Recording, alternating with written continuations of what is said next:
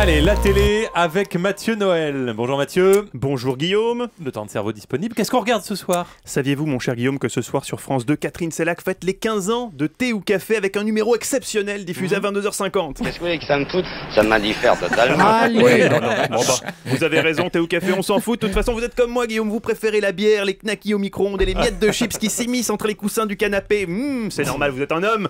Ce soir, on regarde la Ligue des Champions. Huitième de finale, retour, l'OM se déplace à Manchester. Bon, Ça, soyons c'est les clairs. knackis, ça. Soyons clairs, les quarts de finale, Ouais. faut pas rêver quand même. Didier Deschamps voit plutôt ce déplacement en Angleterre comme un voyage scolaire, hein, une sorte de séjour d'échange linguistique, ce qui n'est d'ailleurs pas pour déplaire aux joueurs et notamment au fugueux Brandao qui s'impatiente déjà à l'idée de goûter au gazon anglais. Qu'est-ce que je te dis qu'elle baise les Anglais, c'est connu. Écoute, j'irai pas te raconter des salades. Là-bas, on aura qu'à lever le petit doigt, je te dis. Oui. Alors le problème c'est que quand Brandao va découvrir qu'il est pas sur la feuille de match, il risque de l'avoir mauvaise. J'ai envie de violer. No, Brandao, calm down and in English please. I want to fuck her. Here you are, excellent Brandao.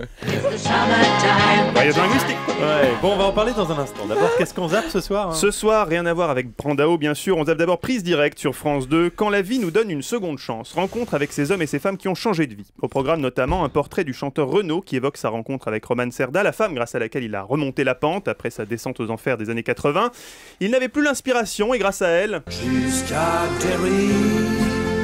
Grâce à elle, bon, il n'y a toujours pas l'inspiration, mais au moins il est amoureux, c'est déjà ça. Et surtout, je cite, grâce à elle, il a réussi à couper les ponts avec sa plus vieille ennemie, la bouteille. Hein, c'est vrai ça, Renaud, ça va mieux? Les globules rouges transportent l'oxygène, les globules blancs défendent l'organisme, les globules rosés. Ouais. Oui, mais Renaud a coupé les ponts avec la bouteille, mais en revanche, il semble être resté en bon terme avec le cubi. Ah, bon, ce soir, ce sera TF1 alors. Vous le savez, actuellement, le printemps des poètes bat son plein, les amis. J'aimerais à cette occasion vous offrir moi aussi un cadeau. Savez-vous, Guillaume, ce qu'est un alexandrin?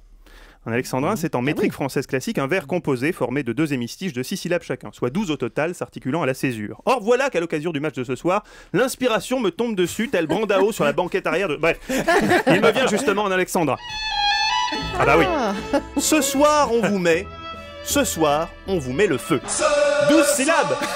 Eh oui, j'y peux rien, c'est comme ça. Porté par mon élan créatif décidément inaltérable, j'avais même composé pour vous un autre vers tout aussi remarquable. Malheureusement, je réalise à l'instant qu'il manque une syllabe à au chiotte l'arbitre, au chiotte l'arbitre, au chiotte, pour constituer un alexandrin. À une syllabe près, j'étais bon, tant pis. Preuve est faite que poésie et ballon rond peuvent faire bon ménage, comme le prouve d'ailleurs ce célèbre chant de supporters, à la fois féru de 4-4-2 et de 4-4-1. Qui c'est le plus fort, évidemment, c'est les verts. Et oui, Guillaume, comme disait Rimbaud, les plus forts, évidemment, c'est les verts. Ah oui. Vive la poésie, vive le foot. Merci beaucoup Mathieu Noël.